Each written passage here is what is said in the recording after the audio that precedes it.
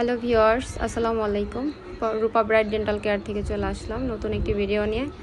তো এই আপুর হচ্ছে ব্রেসেস করা হয়েছে আঁকা বাঁকা উঁচু নিচু দাঁতের জন্য। সো আমরা এই দাঁতগুলোকে টোটালি সোজা করতে 1 বছর টাইম নিয়েছে আপুর কাছ থেকে। সো এটার একটা বয়স থাকে ব্রেসেস করার। এটা হচ্ছে আপনার একদম 12 বছর থেকে 30 বছর পর্যন্ত আমরা টাইমটা নিই। এই টাইমের ভিতরে ব্রেসেসটা করলে এটা সম্পূর্ণভাবে একটা পারফেক্ট পজিশনে নিতে পারি আর কি। সো এটা হচ্ছে ডেন্টাল প্রবলেমের ভিতরে, যে ডেন্টাল দাঁতের যে কোনো সমস্যার ভিতরে ব্রেসেসটা হচ্ছে সব থেকে লং প্রসেসের একটা কাজ, ট্রিটমেন্ট। সো এটার থেকে আর কোনো লং প্রসেসের ট্রিটমেন্ট হয় না। তো ব্রেসেসের মাধ্যমে আমরা আঁকা বাঁকা ফাঁকা আর উঁচু নিচু বা কারো উঁচু দাঁত মাড়ি উঁচু থাকে, এগুলোকে সমান করে থাকি, একদম লেভেল করে থাকি।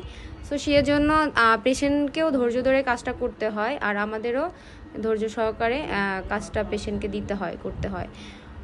সো এটা যদি একটু আপনারা ধৈর্য সহকারে 1 বছর রাখতে পারেন, ইনশাল্লাহ আমি আশা করি আপনাদের একটা ভালো হাসি মুখ আমরা উপহার দিতে পারবো।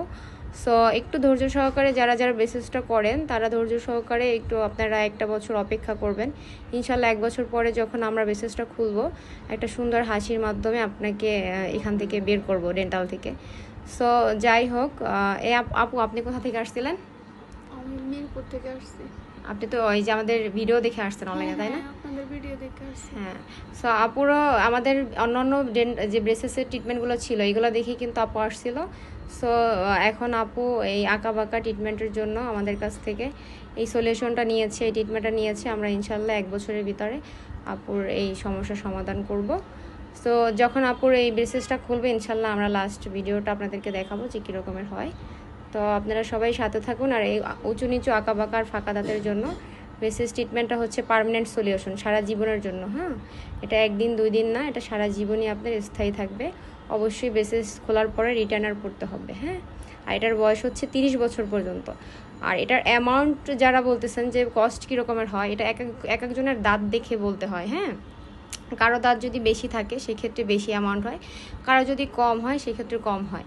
এই আপুর এই অ্যামাউন্টটা আমি বলে দিচ্ছি কত, অনেকেরই আইডিয়া জানতে ইচ্ছা করবে যে একটু হা করেন তো আপু, যে এই দাঁতের জন্য যে কেমন অ্যামাউন্ট পড়বে। অনেকের বলে আমার একটা দাঁত বাঁকা, একটা দাঁতের জন্য ব্রেসেস করব।